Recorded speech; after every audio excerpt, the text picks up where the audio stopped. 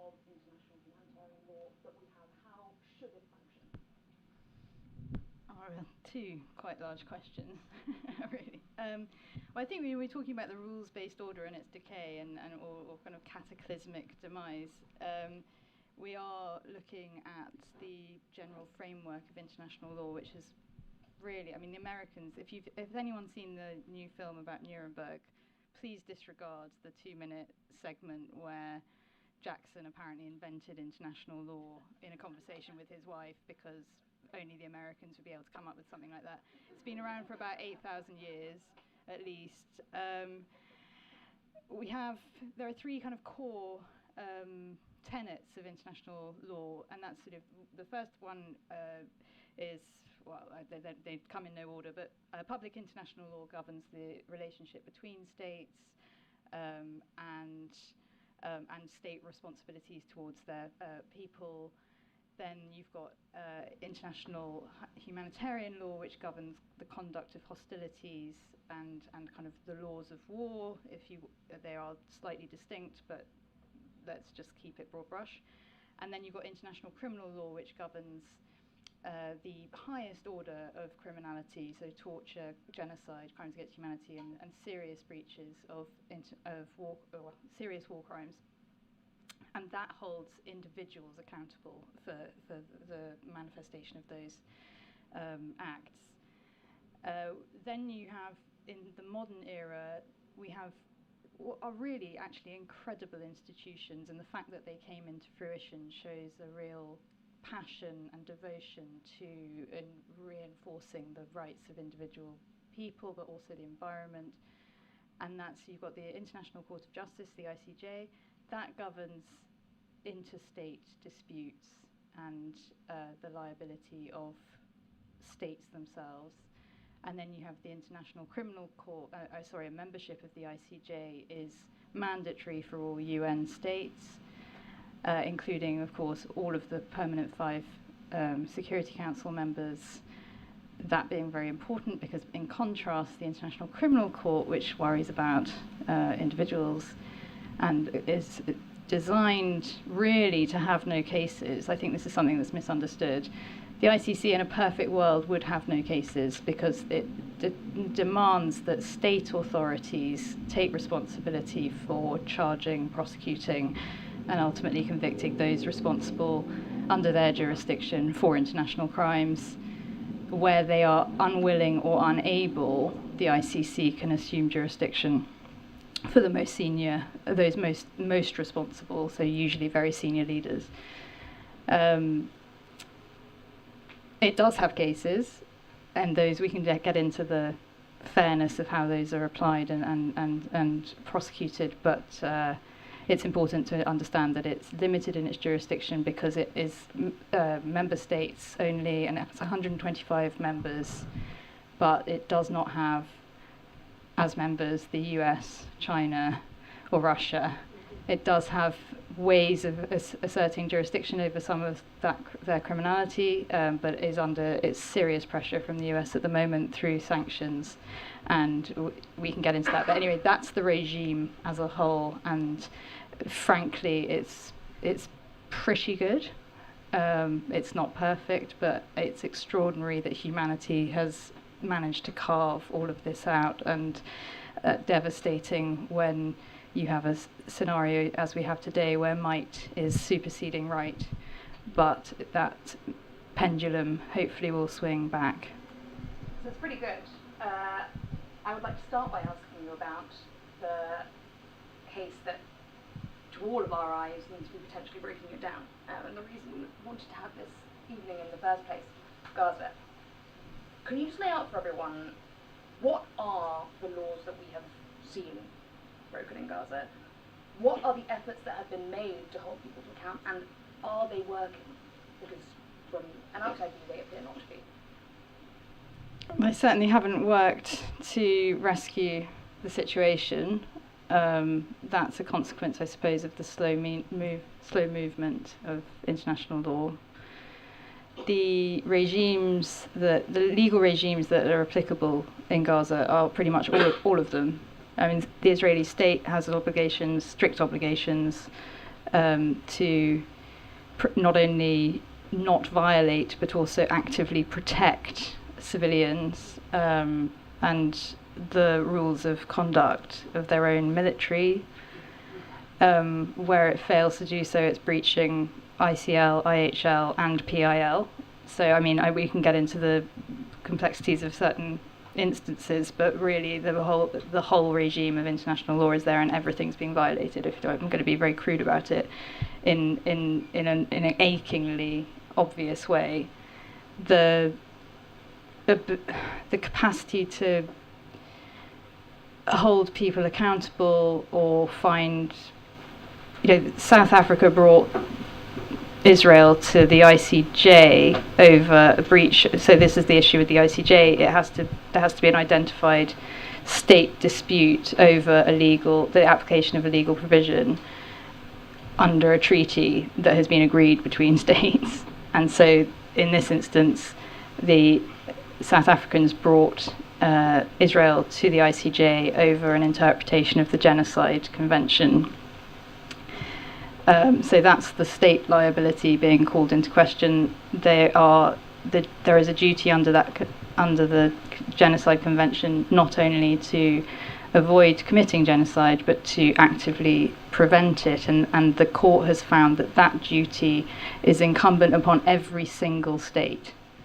It's an erga omnes thing. So you've got this situation, you've got war crimes. Again, the Israelis are mandated to observe the cardinal principles of IHL, and the same for Hamas, of course. Despite all the challenges, there have been, both from the ICJ, multiple judgments found, which one would expect to result in action then, and also an arrest warrant issued against Benjamin Netanyahu. Yeah, at the ICC. Does this show us, can you just explain the limitations of international law in terms of if the system is seeming to work and yet who's imposing it, right?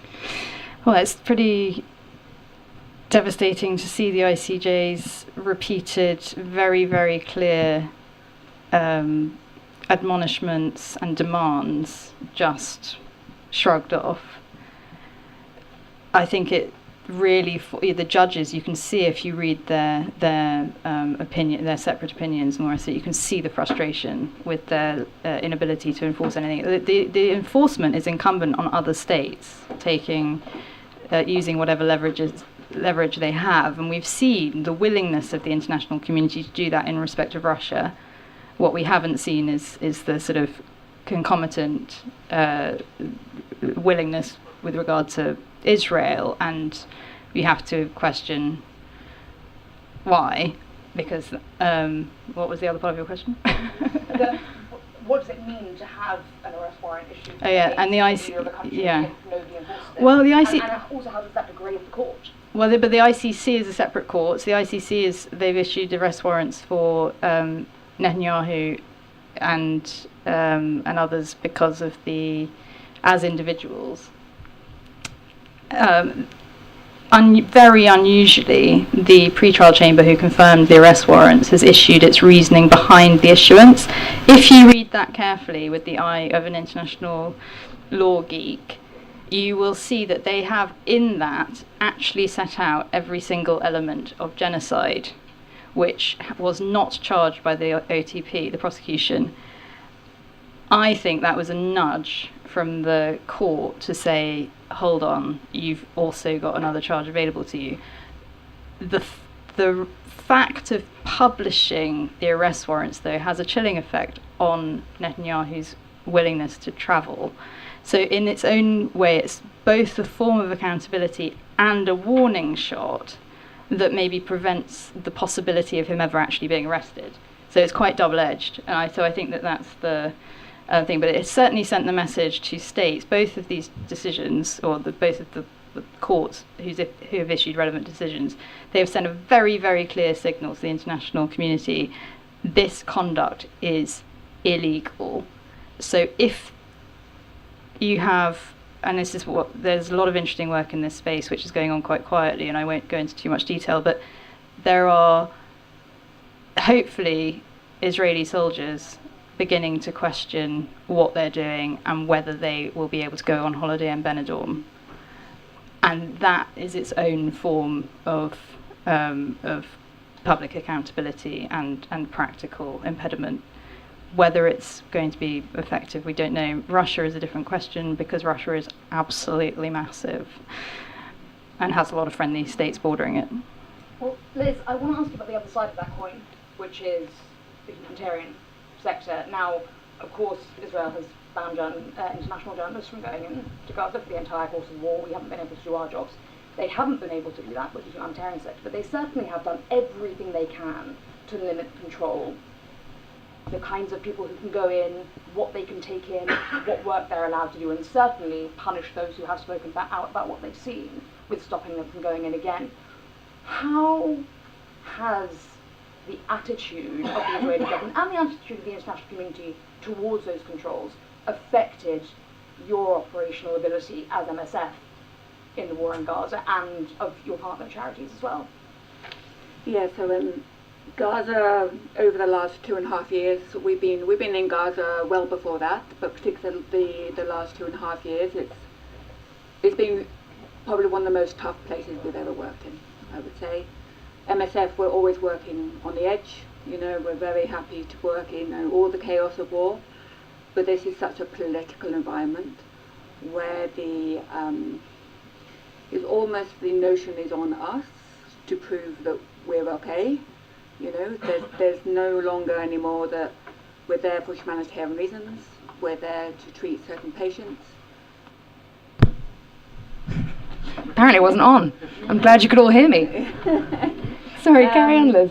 But I also think it's very unique because it's a very confined space, so therefore everything is controlled going in. Everything is controlled going in, for example. And out. And out. So people can't get out, for one thing, but also, for example, we use very hard to get our scalpels in. So scalpels are needed for surgery, because scalpels apparently are a dual-use item, so therefore could be used as a weapon. How can we run surgical operations without scalpels? The most crazy, though, is that we couldn't even take in our sterilizing units, because they were also a dual use. And is that power? But I mean, we're looking at things like they're not allowing baby formula in, they're not allowing incubators. What are the justifications that they give you? But also just to say that the very fact that Israel is controlling that border is unlawful. Yes, absolutely. But I mean, what my question is, do they just say no, or are they engaging with you and giving you specific reasons and explanations and trying to act like this is an acceptable thing to do? They say, well, they kind of dress it up, right? So they say no, because we're worried about it's going to be used as a weapon. But they blatantly know that scalpels is just internationally, well, you just do not allow them in, right? It's not like we've got guns in our cabinets, you know. But I think the main thing, though, is just the change of narrative when hospitals are hit, is what we've seen starkly in Gaza. So basically, everybody remembers, like, Kunduz, attack on Kunduz, 2016, 42 people were killed. That came about, then we had UN Security Council Resolution 2286 after that. And really to say to state, you really have to obey IHL, even though IHL has been around now for a long time. And but Kunduz was more said as oh, sorry, it was a mistake, you know. We thought your hospital was being used for other reasons. We're sorry, you know. So that was a general thing that we got from the US. Now, though, it is up to us to say, well, actually, guys, we still do have the hospital is still a protected place, you know, and we have to justify it. So we almost have to say no and prove that Hamas was not using our hospital, you know, and it's not then up to Israel, which is how it should be under our IHL. But there's no warning given. We're not given any respect in terms of to be able to make it back into a protected place. So the whole narrative is you're treating Hamas, therefore you are a target. I mean, I remember very clearly, you know, I was in Jerusalem when that night with Al Ahli, the first night when we thought that a hospital had been hit, and then it came out that, you know, perhaps it hadn't, and the absolute response was, of course, this would never hit a hospital. That would never happen. Now, in the course of the war, every single hospital in Gaza has been either completely or partially destroyed. Only a quarter of the hospitals are currently working. It's the volume that we've seen, but also the volume, then the silence. And the arrest of doctors, the torture of doctors, the murder of doctors. What are you, when you talk to your international partners, when you talk to funders, when you talk to governments, what are they saying to you about this when you are saying hospitals are being systematically targeted, doctors are being systematically targeted? What's their response? I mean, from majority of the international community and states that we speak to, it's back to the basics. We still support IHL, but actually their silence speaks more volumes, right? So when a hospital is bombed and there's no legitimate reason, or our ambulance is bombed. I mean, we've had 15 of our colleagues have been killed in the last two plus years. But nothing is said, right? There's no condemnation. And even worse now, it comes out, like from the UK, we are not a court, therefore we can't say. But actually, as a state, we need you guys to come up and say that this is not acceptable. And how does that affect your ability to work as well? Because of course these jobs are incredibly dangerous. When we spoke, earlier, I was saying to you, we really think of MSF as the last line of defence, right? It is kind of really the ones that go where no one else will, and stay there. But there's a difference between running the risk of maybe getting caught up in something, and actively your medical facilities being targeted, your convoys being targeted, you as medical workers being targeted. How does this affect your ability to attract people to do the job and to justify sending them to these places? I mean, we've had to increase our risk appetite for Gaza, and particularly some places in Sudan as well recently. We have amazing teams that still want to work there, but as with most contexts, 90% of our staff are actually local staff, and they're the ones that take the risk, right? Because we can leave, we do our short terms actually in Gaza because it's too mentally harrowing to do anything longer than about 6 weeks, but they stay, and our staff have also had to be displaced multiple times, and they've all had relatives that have been killed. I mean, in terms of our operations, have had to be as light-footed as possible, but while you're doing hospitals, we've literally, as you said, we've had one hospital bombed, we've had to go set up in another, we've had to go then set up another, It's not nice to turn it into money, but it becomes a very expensive. Do you know what I mean? And I also know probably some donors are thinking, maybe we don't want to for the money. Keep rebuilding something that will continuously get bombed. Yeah, exactly. But our biggest actually impact, yes, we have our direct colleagues that are being killed. We've had the hospitals that are being destroyed. We also then have patients who don't want to come to the hospital because they're worried that it's going to be bombed. They don't think it's safe. We have, for example, we had a whole load of vaccines that were destroyed when a cold chain facility was destroyed. Then you're going to see measles, you're going to see cholera. I remember in the beginning of Syria had never seen cholera or measles. But all those hospitals were suddenly destroyed. Guess what you get? You get cholera, you get measles. And I just want to ask you one, and this is, a difficult topic, I know, but on local staff, right now MSF is embroiled in this incredibly difficult situation where the Israeli government, as one of its methodologies we assume behind trying to control what's going on, has decided that they're going to ban some charities and NGOs altogether, and others they're going to impose incredibly difficult strictures on. They have demanded from you all the personal details of all your staff working in both Gaza and the West Bank. Now, the response from Palestinians is the Israeli government has been systematically targeting journalists, has been systematically targeting lots of surgeons and doctors who are now in jail, possibly dead, have been tortured, etc. You cannot do this. Currently, MSF is saying that it is going to have to comply and hand over all those personal details to the Israeli government. What is the internal thinking and justification behind that? And just talk to me about the difficulty of a decision like that, where between protecting your staff and protecting your ability to keep operating. And also, quite frankly, do you trust that this information will not be used for the wrong purposes? Okay, so this is all kind of happened over the weekend. There's lots of sort of misinformation out there. There's been no decision within MSM to give their open lists, okay, because we understand the risk. The first priority is the safety of our local staff. Thanks. It's the safety of our local staff. So, were you all being polite, or could you just hear us because we're that loud? Hopefully I've got a loud voice anyway. So, therefore, there's been a lot of discussions. Israel have always had our international staff lists because they need to get permission to come in and out. This is an impossible decision. If we're damned if we do and we're damned if we don't. Because if we don't, we will be out. Already, we have been working without a registration now for, 3 weeks, 3 plus 4 weeks. We can't get supplies in. We can't get international staff in. We can't deconflict our hospitals, any new hospitals, any movements. So the security for our team has been really, brought there. We're not quite sure what we will do. There may be a halfway compromise, of international staff plus senior staff who are very okay with us doing it, But we've also got staff that are still arrested, So it's a real risk, for them. And to be blunt, it's down to Israel, really. It's they have put us in this position. We want to continue humanitarian aid.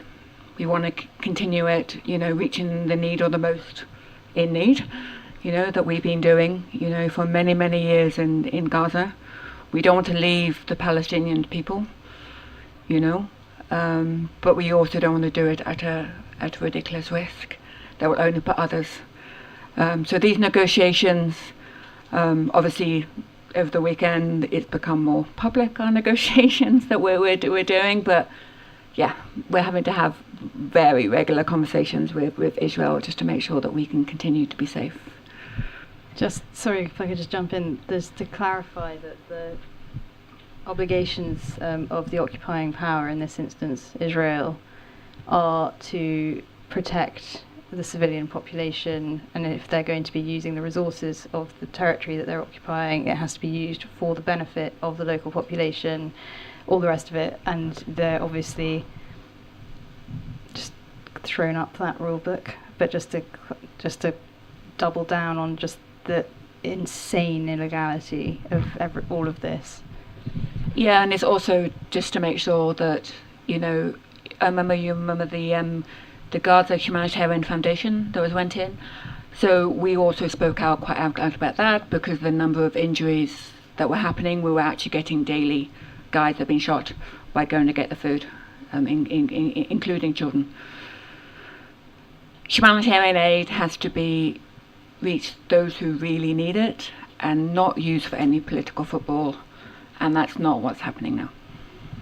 Well, I want to get onto that with another area though, but Xenia, I want to ask you, we're seeing here whether it was posturing before. Previously governments would say that they care very deeply about our international legal system and they, humanitarians are incontrovertibly to be protected, and journalists and so on, and that's obviously not what's happening here.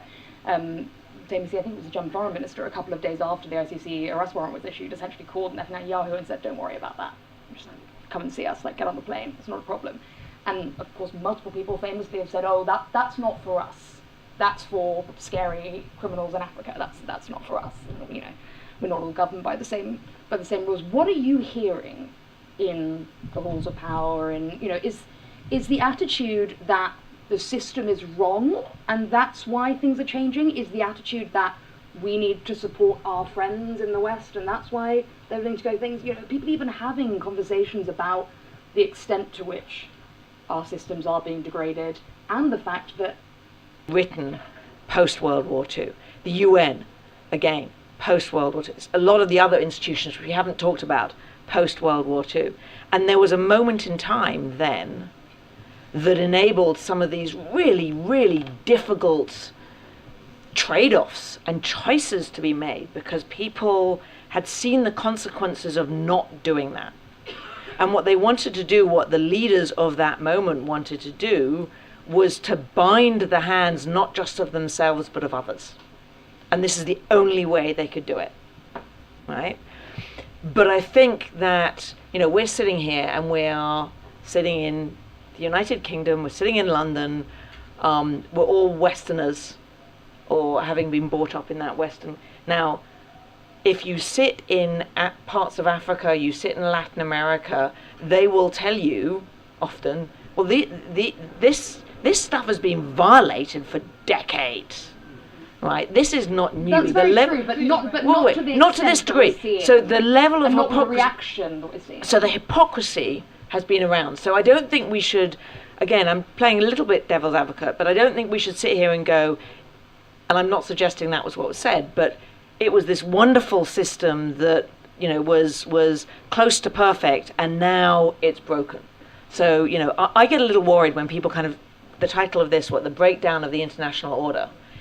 I would say it is breaking down, it is weakening, it is loosening, but we haven't gone from we haven't gone from an A to an F, but we are on a steady trajectory in a negative direction. And if that's kind of what I'm asking you about, is the not whether or not it's being, because obviously, as we know, these crimes have been committed for many, many years, but it's the response to such an unprecedented daily breaking of every single international law and norm we have, but it's the response to that, essentially, that people are turning around and saying we have these judgments and we don't care. That's kind of in the policy space, whether people are concerned about that is what I'm asking you. It depends which policy space you sit in, right? I mean, I wrote a piece on my blog last week, and I talk about 2026 being a hinge year. We are in a moment. I mean, arguably 2025, 2026 is a hinge year. From the perspective that I take, and we're talking about Israel here, but this is being driven, the change in norms, in standards, in behaviors is being driven from the United States. And I say this as somebody who is, notwithstanding the British accent, half American, right? And I worked for, what was then anathema to most people, which was Bush and Cheney. Like, I worked for these people. And at the time, it was, how far have we gone? How awful is this? Cheney's, and this is important, right? Cheney's concept, belief, that if there was any risk to the United States or American citizens, it was worth forgoing any freedoms. That was basically his belief, right? I disagree with it. But and we've taken that to the nth degree. Now, we can get into the United States, and I'm sure we will get into the, we will get into the United States. But I think what is fundamentally changed is the set of norms and standards that we are used to. The law hasn't changed. It's the fact that people are willing to now shrug and say, you know what, that just isn't important enough for me to worry about it. And why? But wait a second. But if you sit in, again, I'm not going to go into specific. If you sit in parts of Africa, you sit in Latin America, you sit in awful expression, but there isn't a better one that I've heard recently, the global south. When I talk to people from those parts of the world, to some extent, there's almost a shrug. It's like, and what's new? Right? This is not new. I disagree. There are other is. parts of Africa where they're saying completely the opposite. But I was just in Poland, and the Patriot missile launches that I saw everywhere really drove home just how under threat and determined the Polish are. To resist, yes. So I believe it's a hinge, but I think we just have to recognise that we are seeing this from a certain perspective, which is this is new, and it is new. Lots of parts of the world, they kind of go, well, this is just yet more hypocrisy. And frankly, the fact that who here listened to or has read Mark Carney's speech in Davos, right? I mean, he spoke some real truths, right? The idea that, the analogy or the anecdote he gave of posters in windows supporting a belief that just isn't true. We need to take the posters out of the windows. And to some extent, that's what's happening. So maybe, just maybe, this is actually a positive, because we're actually having to face up to the fact that the world has changed. It's just really ugly, and an awful lot of people are dying So you basically just think people are being more honest about how they always felt? No, I think it's worse. You have the lead. I say this in inverted commas. You have the leaders of the three worlds. You have America, which has long been the, and I use this expression loosely, defender of these norms, now saying, yeah, really, if they don't serve us interests, we're not that interested. So I now want to move on to, we've talked about a part of the world that everyone's always talking about. We're going to go to a part of the world that no one's ever talking about, with the exception of us. Sudan. Now, on this, in Sudan, we are seeing, in some ways, a very similar situation to what's going on in Gaza, but firstly, with very little attention shed on it, and in some ways, much more extreme, and it really does hinge around this idea of the fact that the most important, powerful, wealthy country in the world has just flipped, whether or not their real interests, what they project their international position to be, completely on its head. So the US not only has not stopped selling weapons to the UAE, but have very clearly been proven by myself and others to be being smuggled directly in from Chad and being used by the RSF for horrific human rights abuses continuously. And it's very clear under international law that you do have to, with weapons, say, you have a responsibility for where the weapon goes, as well as the first person that you sell it to. And secondly, then this year, we've not only seen that, but there was always a kind of, give with one hand, take with the other with the US, where they would sell these weapons, but on the other hand, they were then funding all the humanitarian aid operations. Suddenly, we see the disruption of US aid. There's no more money. The situation in Sudan was already so dire, and now it's everything. It's food, it's disease, there's just nothing for anyone, and it's all being funded by the US. So now you have the US essentially sending the weapons in but not doing anything about it. You said there, it's about the change in attitude of the most powerful country in the world, the country that leads this. What attitude change do you think there is, and why do you think this is not being raised by anyone, by anyone? I need to be a little bit more careful with my language, okay? So, this is a change in attitude from the top of the United States. This is not a change in attitude of America or Americans. And it is really important to distinguish between those two things, not least because I do think the next 4 years are going to be intensely damaging to international law, to international norms, to international standards. But I don't or invigorating. Sorry? Or invigorating. Well, but I don't think that we need to necessarily say this is the next decade. So one of the things that I do when I'm kind of trying to analyze what's going on is I distinguish between the political oscillations and the underlying trend line. And what we have at the moment is a very clear political oscillation led by the United States, but not exclusively in the American leadership. I need to be careful. And that's a political oscillation that's very clear in one direction. But the reaction to that could also be incredibly invigorating over a slightly longer time horizon. It's just there's an awful lot of people who are going to suffer in the meantime. But I do think it is really important, and I was not careful enough in my language, to distinguish between what's happening in the White House, at the top of the White House, what's happening even elsewhere in the administration.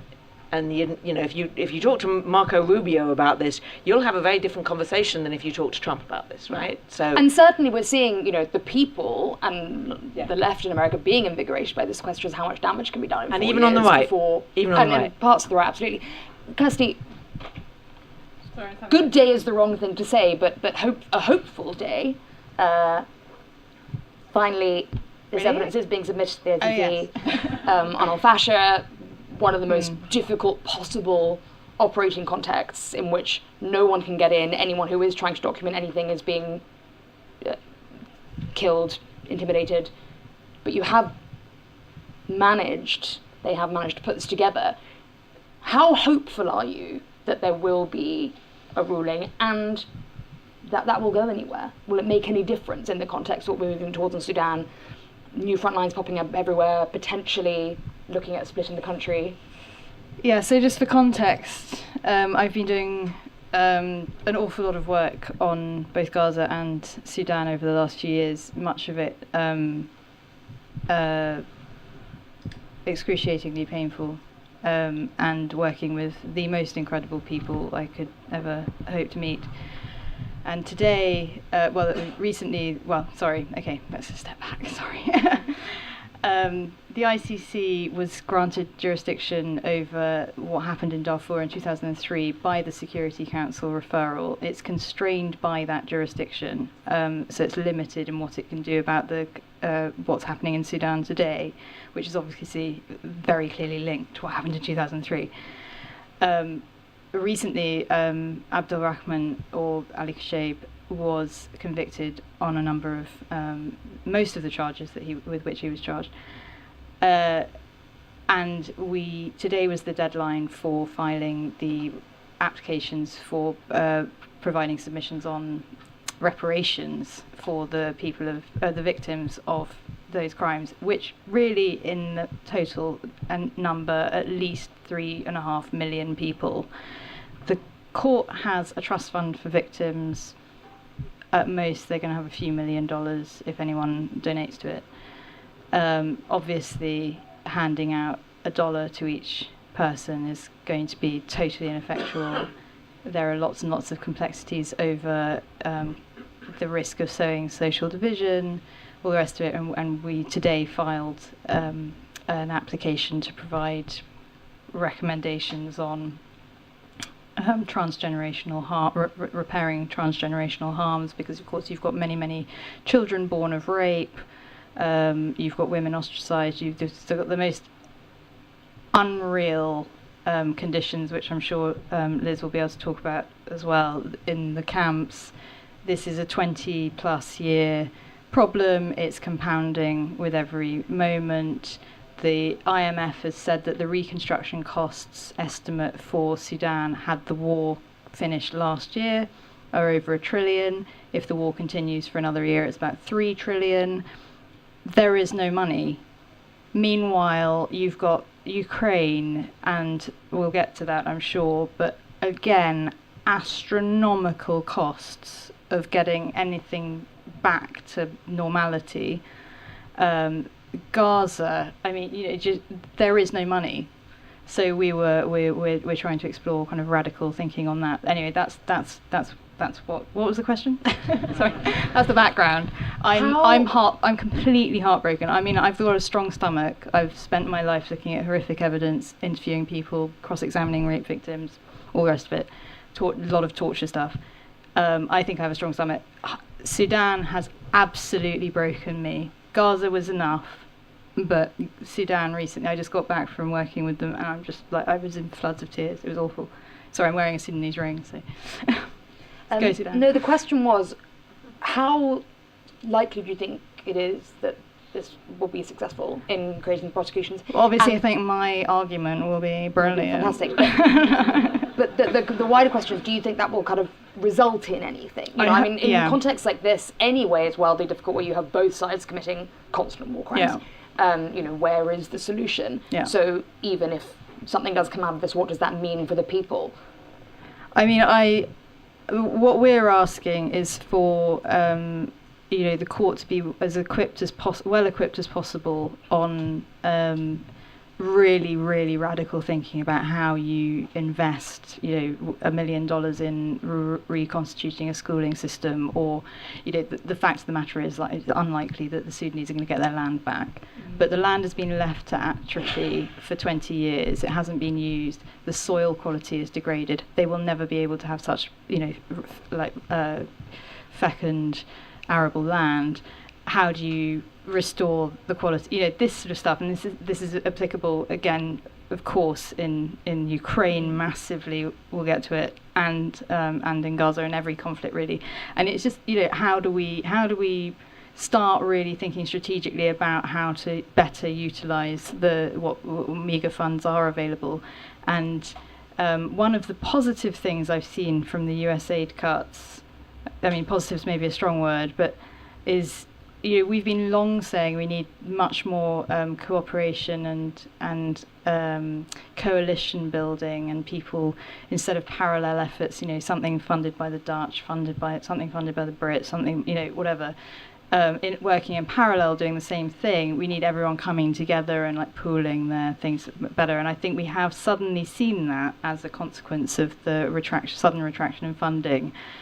But I really hoping that we can just kind of start collaborating better. I mean, it's so difficult in a situation like this where it's ongoing. If any it doesn't really matter when you can't go in there and do anything about it. But you alluded to it there. I was talking to a MAGA person the other day who said to me, look, nice guys finish last. And that's the problem here, right? You're not fighting on equal terrain. Well, let me explain what he meant.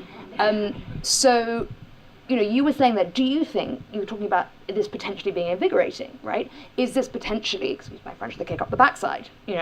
Is the system fit for purpose in the modern world? And the reality is, do we have people on the one hand saying, we're very concerned and outraged by this, and people on the other hand saying, we don't care and we've got the money and the guns? And is that, not only now what we would call strong men, nasty guys in countries on the other side of the world, but the leader of the most powerful country on earth, and everyone who supports him saying the same thing. Do we need an invigoration? Do we need a change? Do we need a different system that actually has some might behind it rather than concerned words? Yeah, but I mean, I think the Kenyans, the Ugandans, the Mauritians, the South Africans, they're all kicking back with the RSF. I think the UAE is going to have its reckoning. And Saudi Arabia's finally gone, actually, guys, we've got some limits here. We're going to start, and I think the pendulum is and then finally we've seen the American resistance emerge. So yeah, I think there's lots of reasons to believe in people power, as it were, and we just need to help. Allow it, give it the space to happen. So you think the system we've got is still the best system? Well, it's all we've got, babe.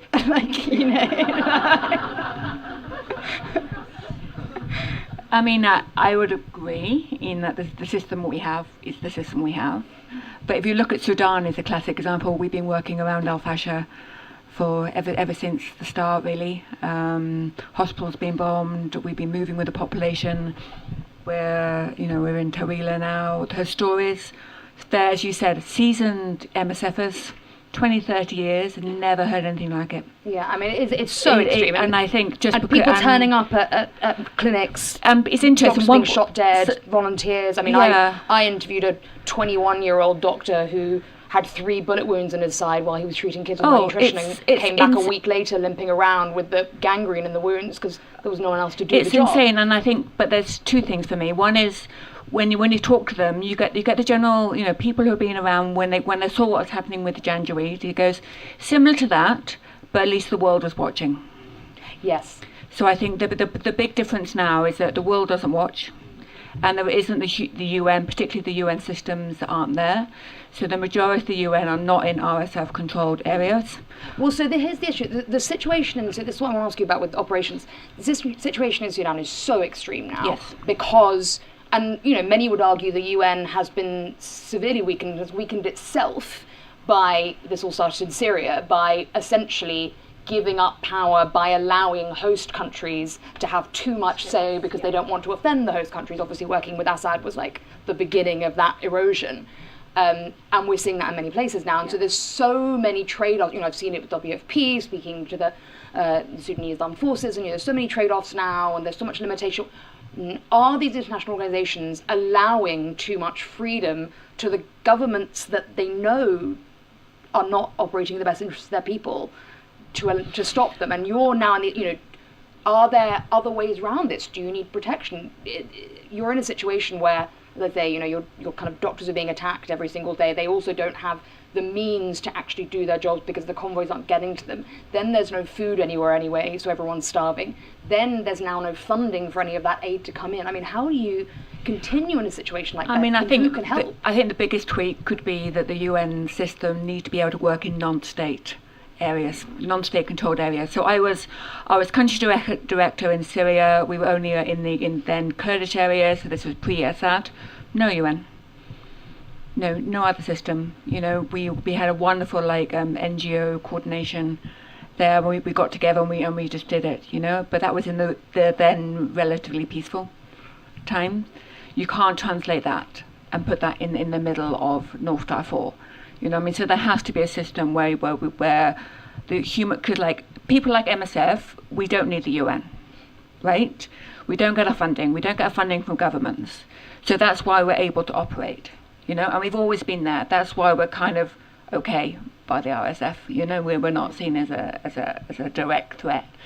And the same with SAF, actually, we have good access, relatively. The problem is because you don't have the UN, you don't have senior eyes on the ground. So when you're talking about atrocities, you don't have the senior eyes on the ground. So they know that they can get away with what's been happening. So they can just cut off access to Al Fasher, do what they want, and nobody will see. And we're still trying to chase that population. And probably what happened in Al Fasher is happening everywhere else in Darfur, and particularly in Kordofan today. I just want to ask Liz one more thing on that before we move that. Is this part of, are you seeing a change in the attitude of governments towards humanitarians where they are willing essentially to commit atrocities in front of humanitarian actors, particularly local staff who obviously aren't going to receive the same respect? Is that part of the challenge that you're dealing with? I mean, I think it's just the context where we work today, you know.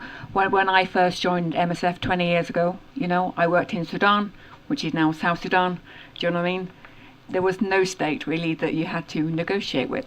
You know, you could just fly in, do things and fly out. I mean, yes, that's not the best way because it also is not involving the local population and the local thing, but then you swim to the opposite now, is that states have, I think in some ways they have control. I mean, in the UK, if we have doctors coming in, we would want to make sure they're qualified. You know, so I think that's okay for a state. You know, to make sure, for example, going into Ethiopia, they're proper surgeons that go in. But the other one is to misuse sort of bureaucracy as a way to stop us from doing things, you know, which is also what we see, for example, on the border between Chad and Darfur. You know, we don't want trucks to come in because we think the guns are coming in, but then you can't get the aid in. And that's also one reason why trucks aren't coming into Darfur. You know, it's one person to say yes, they can come in, but it's been politically used. It's been politicised. Xenia, I know you want to comment on what Liz was saying, and I also want to ask you, you know, traditionally these have been protected classes. Journalists have been protected classes. Humanitarians have been protected classes. Many would argue that actually, you know, powerful governments, be they Western governments or not, have always been self-interested and always really just cared about the money and whatever else, but they've sort of, by giving lip service to these trades and allowing free movement of journalists and humanitarians, been able to say, oh, you know, we support the moral good and we're letting those people essentially do that side of things. That's now changed. Why do you think that's changed? And why do you think so many people essentially have been willing to accept the erosion of these groups that protect them and everyone's rights? I'll come back to it. But you asked a question earlier that said, are these institutions fit for purpose? And the answer is there anybody here who thinks that 5 years ago, 10 years ago, the UN was doing the best job it could? Hands up. That the aid agencies were doing the best job possible. Right? I mean, the world has changed a hell of a lot. And were these institutions, be they UN institutions or USAID, doing the best job? No. And I haven't talked to a USAID person, including ones who spent 20 or 30 years with the organisation, who said their organisation was fit for purpose. Right? I mean, governments. Are governments doing a good job right at the moment? I'm not going to stick my hand up on that one either. So, were they fit for purpose? No. Where I am, because I am innately a glass half full rather than a glass half empty person, if we can survive the next decade, maybe 12 years, I think that actually we, society writ large, the international community, will be in a hell of a lot better place for what's going on now. Clearly not everybody, because there's an awful lot of people who aren't going to survive the next 12 years, that haven't survived the last year of a withdrawal of USAID. But that's exactly right? What does survival So- mean when you say survival? Because if all these institutions are destroyed that took decades to build, what's So I surviving? tell you what's happening is we're moving away from an international regime based on kind of global common norms, standards, the UN enforcing, and I use that word loosely, those standards. And we're moving to, you may not like the expression, but coalitions of the willing. And again, you heard this from Mark Carney, right? But this has been happening for 20 years. This is not a sudden break. Over the last, the operations in Afghanistan, they weren't NATO operations, they were coalitions of the willing that included many NATO member states and many non-NATO member states. And some of the NATO member states didn't get involved. So these are coalitions of the willing, and that is the future. It is more complex, it is less efficient, it is much harder to understand, analyze, and predict, but it also is much more reflective of reality and much more nimble and faster to move. So pros and cons with that. Whether we like it or not, we can sit here and argue about what does international law says, and we were talking about it earlier. It's like if you don't take a certain amount of realpolitik with it, then we're just being naive, right? I talk to Americans all the time. America funded 80% of NATO operations for the last couple of decades. 80. Americans are struggling with exactly the same cost of living problems that we're struggling with here. And so they are saying, and their president is acting and saying, you know what, we're not going to spend money externally, we're going to spend money internally. And therein lies the demise of USAID, right? Now that makes sense, but now I'm going to come to your question, right? I'm just going to let me say one more thing and then I will start, which is what has changed.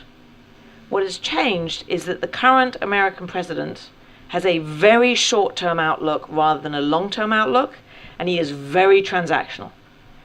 Previous leaders and their administrations saw benefit in essentially paying out something now to support a system that actually paid back in the long term in really intangible ways. And I would argue that because the social contract that we all signed up for 80 years ago, whether you sit in the UK, other parts of Europe, the United States, parts of Asia, no longer adds up. We are not growing our economies fast enough to manage and deliver the same kind of services. Again, we feel it here, you feel it in the United States, so they're having to make trade-offs. And the trade-off is a time one, which is if it's going to serve us a return 10 or 15 or 20 years down the road, we'll just kind of, like our infrastructure, we'll bat that down the road because we're trying to actually deal with the today. Well, that's all part of him, we've talked about that's all part of him not seeing himself as part of the office and part of a longer term system, right? Because he sees himself as a disruptor, which, if that's what you like, that's exactly what he's done. He doesn't. He doesn't care about any of that. What Donald Trump cares about is the perception of success. Sure, but not even success. But my point being that he success. doesn't see himself as part of a long rolling system in which he hands over to the next office and what he can create right now. None of that matters to him. But you just said that when you're even within the system, when you're talking to people, for instance, you have a very different conversation with Marco Rubio. So going back to my question, those people who say we'll deal with that down the road, it'll be a coalition of the willing, the people that want to be involved will be involved.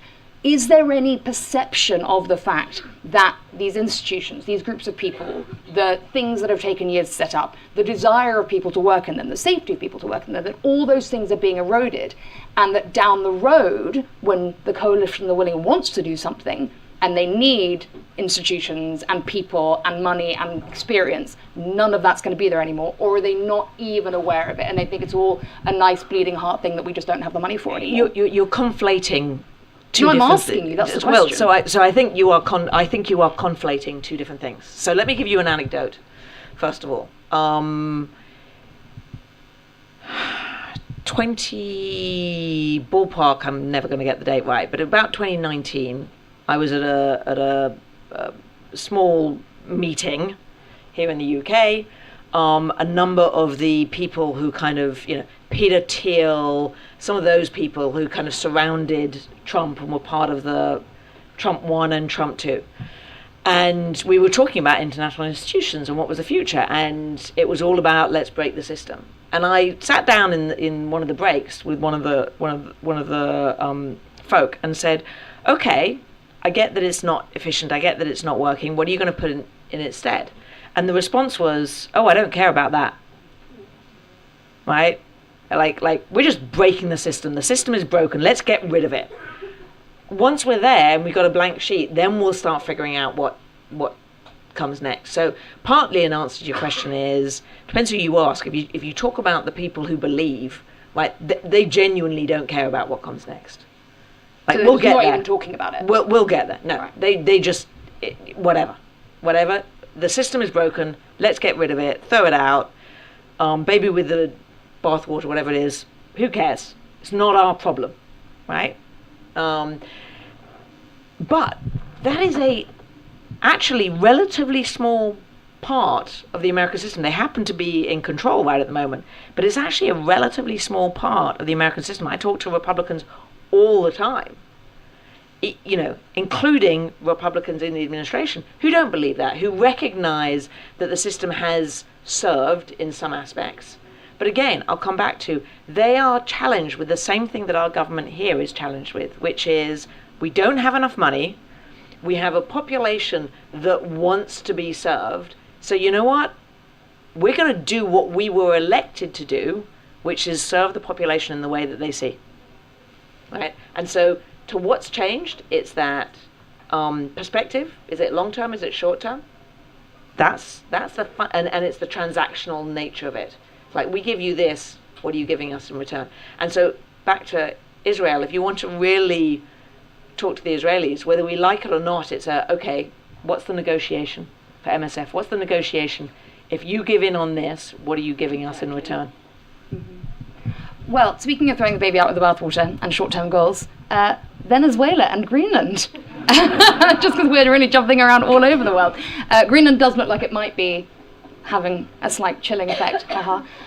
For now, what actually, practically, are the laws that govern this, right? You storm into a country, you arrest the leader under cover of night and do a bit of bombing to cover that up.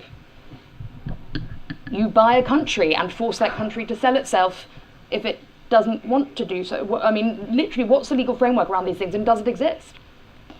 Well, head of state immunity, very important feature of international relations. When you decide that it doesn't apply, even though it's been around since time immemorial, which actually is not that long ago, actual time immemorial, like way back. Let's just go and arrest Trump. Great. I mean, it's just like the self. The extent to which legally he's endangered himself is sort of wonderful to watch, but like incredibly stupid. Arguably, his response would be, "Well, yeah, if you're big enough, come get me," and no one is. That's part of the problem, right? Give it a moment, like. So I mean, the law on that very clear, absolutely bonkers. I find it really perplexing that you've got sort of Trump saying law isn't a thing while charging Maduro with crimes and then putting him in a courtroom. The optics of it are nuts, but the ramifications are really damaging, but at the same time they've just given the whole world license to go and pick up whichever head of state they feel like. So who knows what's coming. And of course the ICC for its member states doesn't observe head of state immunity for international crimes, so I'll let it rain. On buying a country that's not for sale in any way. He said he's threatened to resort to force because I think he probably on some level knows that would be actually the only kind of way that he would get it. But the interesting thing is, well, he's had, again, a man of contradictions, he's had the impact seemingly of bringing Denmark and Greenland ever closer. Yeah. So, but the NATO feature of this is just wild. I mean, I have to say, when Trump was elected for the second time, my first words were "Ciao, America."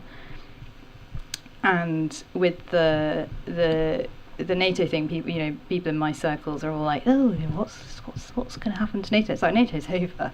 Like, if you've got a NATO state threatening another NATO state, I mean, like, the trust is gone. Like, and these are treaty bodies that rely on trust. And going to the point that we were just discussing,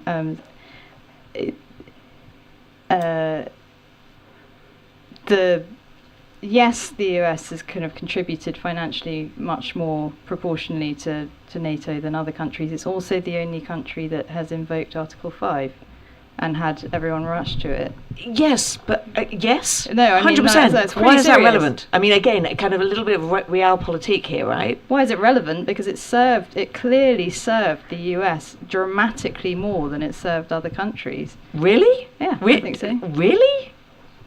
That I have to disagree with. I mean, NATO has protected Europe. Agreed, yeah. Europe is a very long... Again, I think NATO is a phenomenal institution. I think it would be not devastating, but I think it would be damaging in the extreme were it to collapse. If it does, I guarantee you something else is going to come in its place. Yeah, it served everybody. But has NATO protected European nation states more than America? Without question. Without question. So, Okay. Well, bring it around again into that.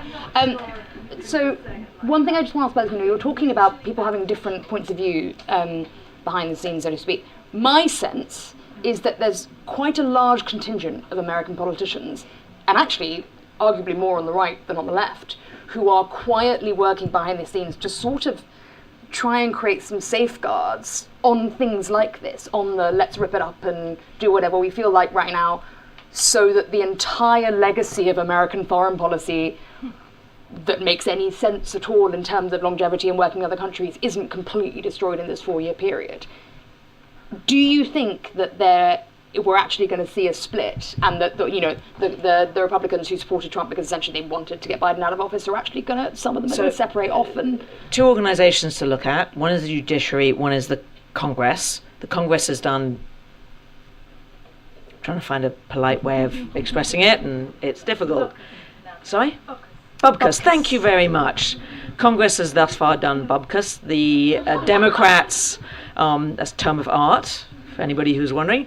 The Democrats are completely impotent at the moment. I mean, they just haven't got their act together at all. Judiciary is kind of interesting, and I'll be interested in your view. Protecting in the margins, not doing as much as maybe it should. But we have a midterm in November. Now, I'm watching that one very closely, not least because Trump will do everything in his power to not lose the midterm. He might also fail. And post-midterm, assuming he loses the House, assuming the Republicans lose the House, this is Trump's last term,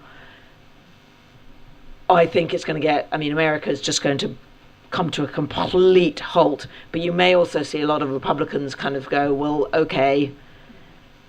he's done now, so what else do I need to do? So I think it is going to be another 10 months, but it gets interesting after that. Well, what we're watching right now, I mean, what we've said repeatedly when we've been talking about international law on this stage is, exactly that the famous poem that we all learnt at school. We're halfway through that poem. They're coming for us next, and people in the US, arguably, they're coming for them now. So it was there to protect us all, and maybe it's not able to do that job anymore. There could be so many more questions, but I really want to come to the audience because I'm sure you have so many. So what we're going to do is we're going to take... Can I just get a sense initially of how many people have questions? Oh, not many. About 6. Okay, well, there might be more. So we're going to take, please, 2 questions at a time. And the microphone will come to you. In fact, you know what? So we're going to do 3 questions at a time, and then I'm going to ask the panel one by one to come back on whichever one you would like to, just so we can try and get through them. So this lady at the front in the burgundy to start with. Thank you, everybody. I'm a journalist myself. I focus on Russia and, as a consequence of that, Ukraine. And I think it'll be interesting to hear, particularly from Leila and Kirsty, a bit about the incorporation of potential evidence collected from conflict zones in international law cases. I know Bellingcat has done a lot of work trying to pioneer how to make this as the evidence as safe as possible, but journalists, I mean, we have legal training for all kinds of things, but then we also, there are certain things that we can and can't say in the heat of the moment where the tongue might slip, which could potentially jeopardize, even if we have some vital footage, its use in a court of law. So I think everybody would be really interested in hearing how this works from both your perspectives. This lady in the black here. Sorry, I'm American. But I did do the movie about Thank rape. you for being here with but us. I did do the movie about rape as a war crime that covered the Akayesu case, so very familiar with all that. I would like to ask all of you you use the word transactional, which is a word we're all talking about right now, and how overt corruption is. It used to be really hard as a journalist to uncover this, and right now they're like, hey, I'm corrupt, what up? So I would love to hear from you guys about that aspect. And then we've got the gentleman here. I have two questions. First of all, working with MSF, you have your own funding and you work on your own. How disruptive is that in a humanitarian setting? Because when there was the Asian tsunami, all the NGOs managed to raise loads of money. Coordination was gone. It was awful. And with the UN OCHA, for example, the UN system, somebody has to guide what's going on. And the UN, they undermine each other. There's mission creep. They do each other's jobs. And it's only the member states that allow that. But out of all of the humanitarian stuff, I see UN OCHA trying to do something that makes sense. Not what UNICEF do against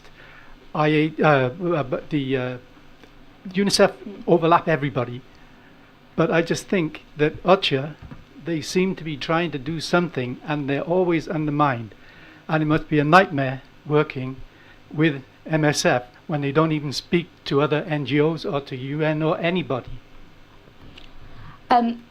What I will quickly say on what you were asking, that this is the problem we are increasingly facing, is that journalists do collect evidence of war crimes and we do submit that evidence of war crimes, and it's now becoming acceptable to stop us going places.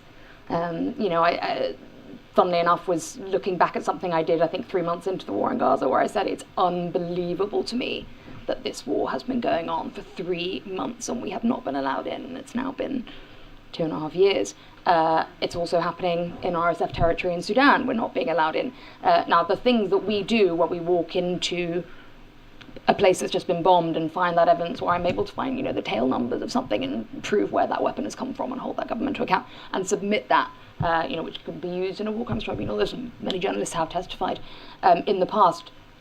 If we suddenly decide that we're not going to fight the fact that journalists aren't allowed into places, we stop being able to do that.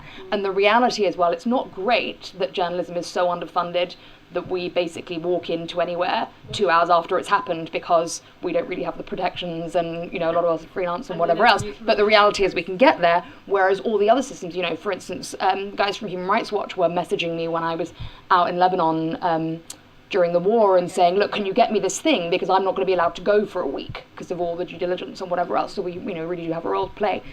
Kirsty can definitely feed in on how we fit into that and where they get their evidence from, and I know you want to talk a bit about Evidence is my favourite topic. I've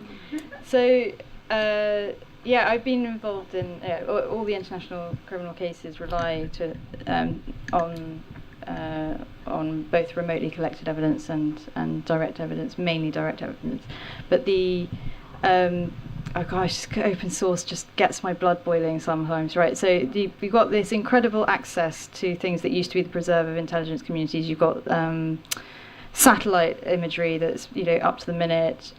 You've got access to intercepts. You've got wonderfully soldiers boasting about their war crimes and their intent behind them and what they think. On TikTok, I mean, like, it's incredible. It's just, yeah, mind-blowing.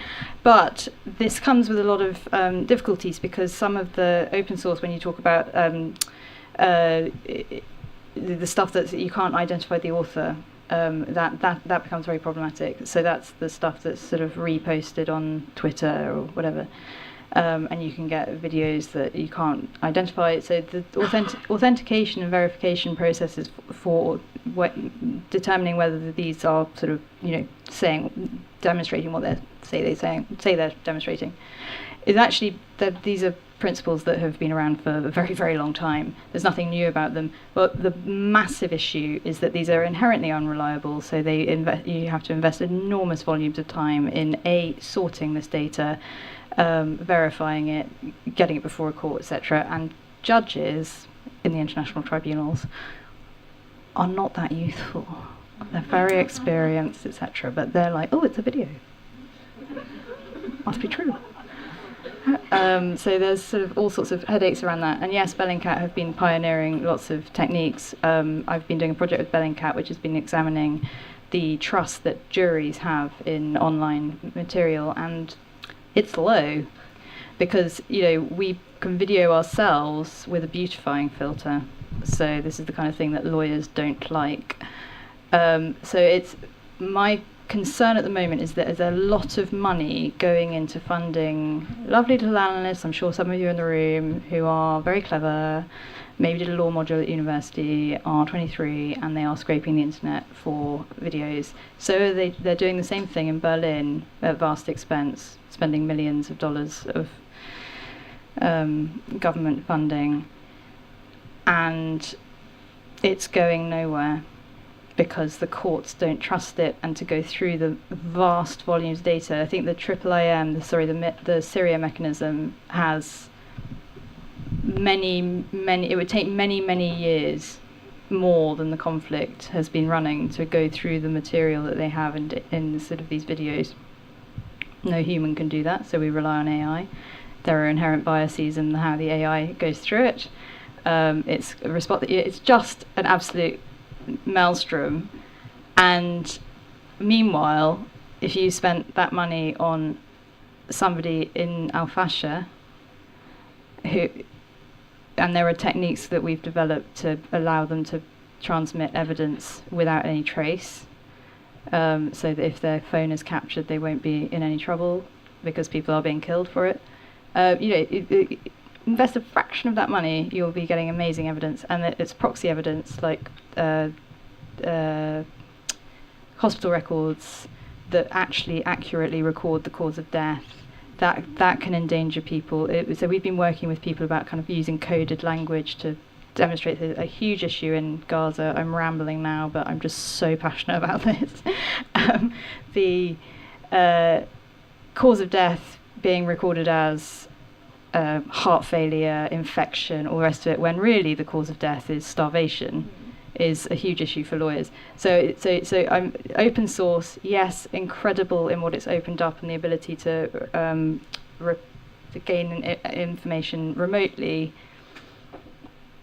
But it's no substitute for actually really problematic for actually bringing cases. And I did the open source case at the ICC, and it wasn't open source at all. So is it a recent development that juries?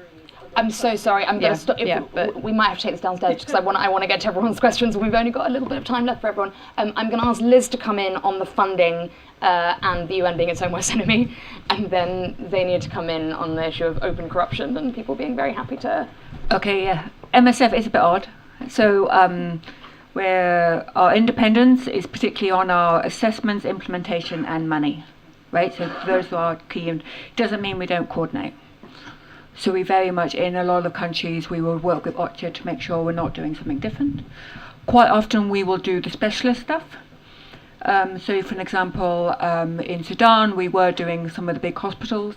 We were leaving some of the other organizations do the primary health.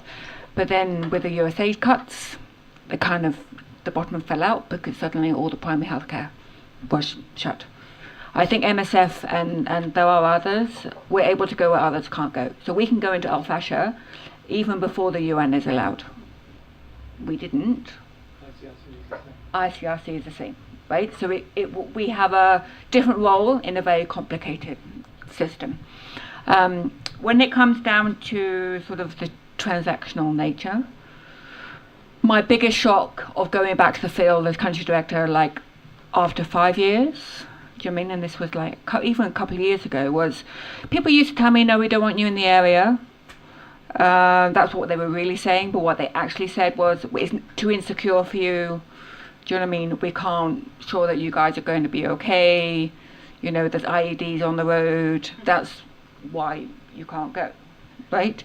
Now they're like, we don't want you to go because you're going to be treating the enemy.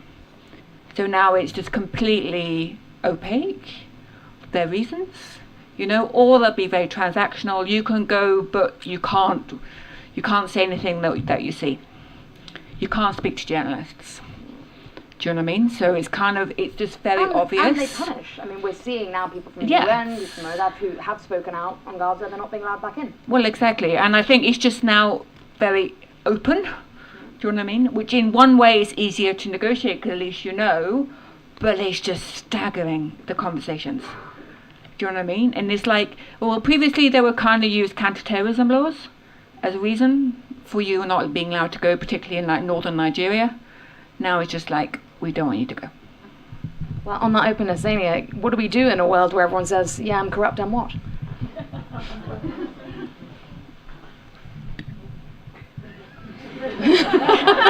Easy question. No, so I want to, and maybe I'll get to to your question this way, because you used a word that a couple of times, which I think is really important, which is the word trust.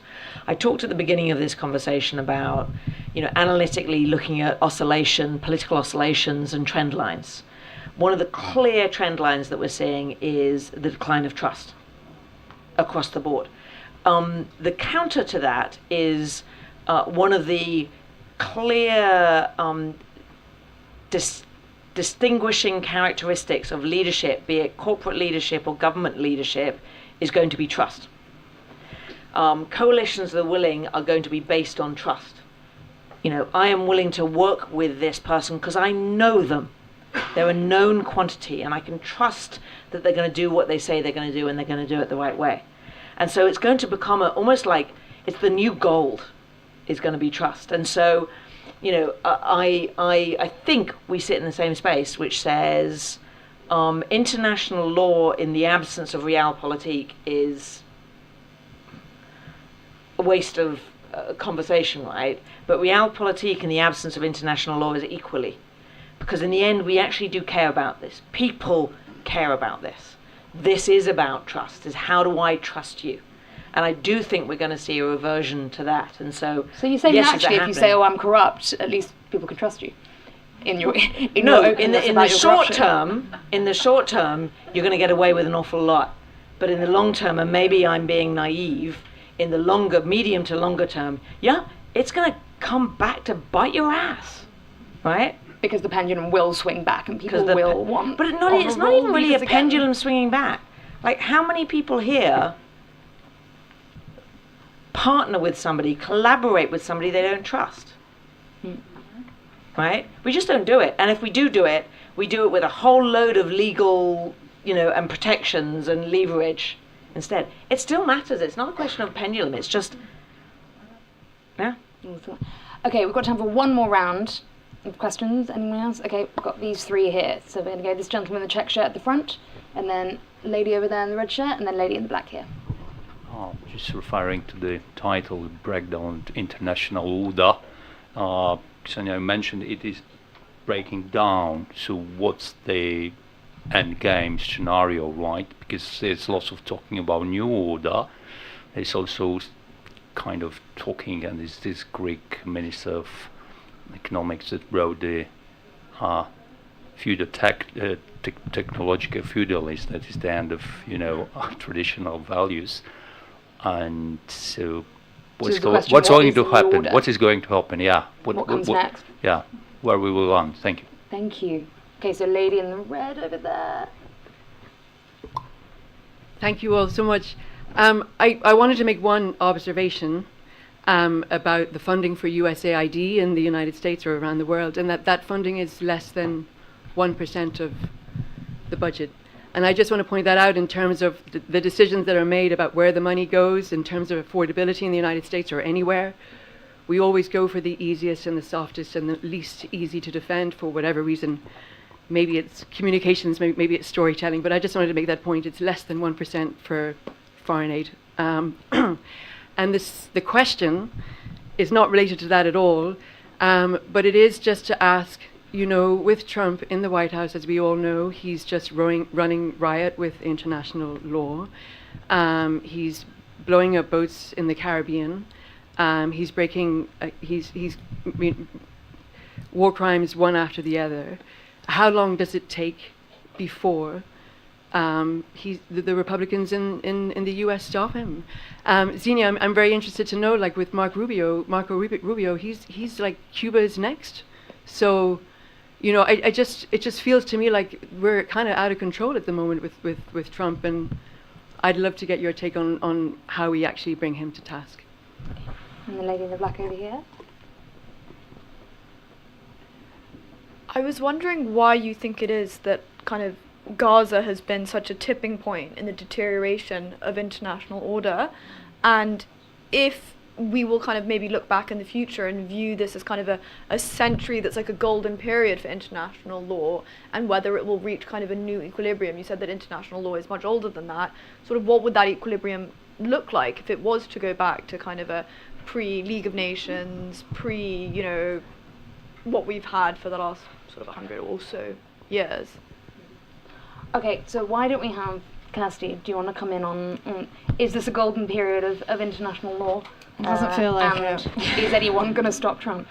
I can tell you that everyone in my field is kind of like, do we have a job anymore? I think there's an interesting point to your question about you mentioned the League of Nations, all the rest of it. I was thinking, you know, we are in an era of states, which is not a given, and it's been largely a problem for the functionality of the UN, for the functioning of the ICC, for the powers of the ICJ. You know, it has the state model, and then the people who are operating outside the state model. You know, this is a really, really difficult issue.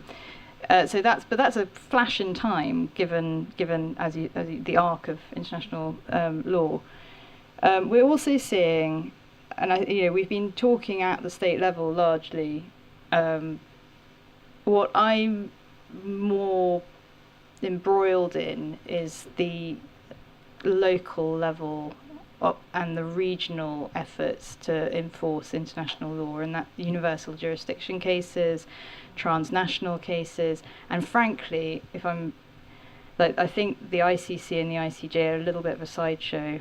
The real accountability and the real work is being done at the domestic levels, and it's extraordinary. The week I've just spent with the Ukrainians in Poland, with the Special Prosecutor's Office, and with the environmental lawyers, and this was the work that they're doing on kind of promoting the enforcement of international norms and international law is extraordinary. The same with the Sudanese, the same with the Kenyans, the same. This is happening at that level. And then I've been doing a lot of work with the Dutch War Crimes Unit on the kind of the stuff within Europe, and again, it's there. That's where it's happening, and it's proliferating, and it's strengthening, and it will keep going, and that's where I think the real international law is being operated. Liz, was that a golden age, and have we crossed the Rubicon with Gaza? No, I don't think we've ever had a real golden age. I think the biggest, I saw a big change probably from sort of Kunduz, Syria. I think Syria was a bit of certainly warfare, and it was okay to hit hospitals because there were people treating the enemy there, was the general thing back in Syria. I think, there's been a lot of discussion about whether we should relook at IHL, whether we should. I think we open it at our own peril. Do you know what I mean? So I think we shouldn't diss it too much. You know, I think IHL is still really, really important. And also I think, like, you know, lawyers and, you know, and humanitarians are even more important today. You know, to really be able to say a back to basics message. People have a right to services independently of politics. That is a basic line that should continue. I think, unfortunately, I think it's going to get worse. I think it's going to be a much more dangerous place for the population and also for us humanitarians to work. And for the journalists as well, it's going to be so much more dangerous. But it's even more important that we take those risks and we do it. So arguably we're actually seeing the years of erosion and the results of that live streamed every day through the Gaza conflict, and we've got to figure out how we move forward. And I think that's why Gaza is unique, because it's played out every day. And it's so divisive. Even within MSF, that you would think we would be all on one page, you know, it's just divided. You know, conversations have never got so hot, and we liked hot conversations. Xenia, what is the new order, and can and will anyone stop Trump? So very quickly, 2 or 3 points. 100% right. AID is less than 1%. By the way, this is also true of Europe, right? The Brits, the other half of my hat, you know, the Brits held on to 0.7% a hell of a lot longer than most other countries in Europe did, right? America spends around 4 to 5% on defense. That's what the Europeans are now going to be, or NATO member states are going to be spending over the next decade.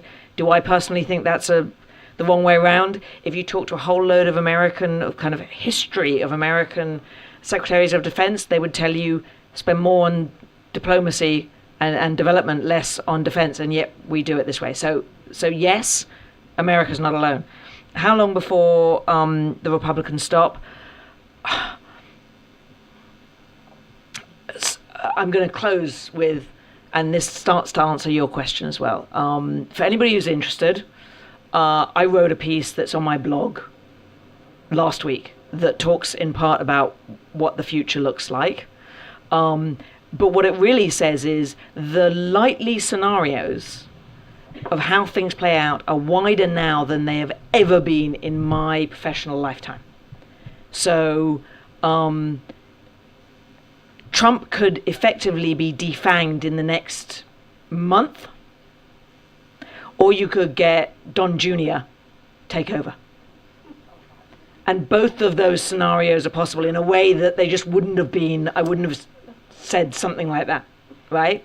So that's the challenge we all face, is the spread of possibility is so broad. That's really, really difficult. To your question, read, if you haven't read it, read Mark Carney's speech in Davos. And yes, I'm going to plug mine. Read mine, right? There's a lot of overlap. There is a lot of overlap. And I talked about coalitions of the willing. That is not even the future. That is the present. That is what we're living with now. We have done for 2 decades. And it picks up your point, which is local. You've essentially got coalitions of the willing. Like we all remember in Trump 1, when Trump pulled out of COP, you know, states and cities said, that's okay. We'll step up. We'll step in. Right? That is what's happening. That is the future. It is highly complex. It is ugly. It is inefficient. It also has some upsides. So, and that's basically what Mark Carney talks about as well. All right, folks, well, buckle up. It's going to be a wild ride. Thank you all very much for coming. We are going to have to stop it there so our lovely events team can go home. But because it's the Frontline Club, as always, the conversation continues downstairs in the bar. So please do come and join us for a drink. Also, look at all our events coming up. We've got a packed schedule. I think we're already booked up every night until April. We do events every single night. Also consider joining the Frontline Club. You don't have to be a journalist. Anybody who's interested in the space can. It works out as £1 a day. You get reduced price tickets and access to the bar. And we have all these brilliant events, so do consider supporting us. Every penny goes into keeping us open. Thank you so much for coming. Thank you to our fantastic panelists. And I hope to see you again soon.